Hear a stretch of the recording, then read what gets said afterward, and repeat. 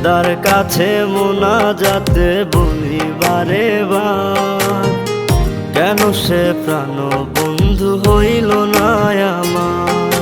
খোদার কাছে মোনাজাতে বলি বারে বার, কেন সে প্রাণ বন্ধু হইল না আমার।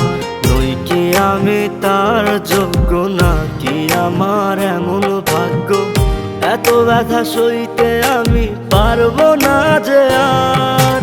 খোদার কাছে মোনাজাতে বলি বারে বার, কেন সে প্রাণ বন্ধু হইল না আমার।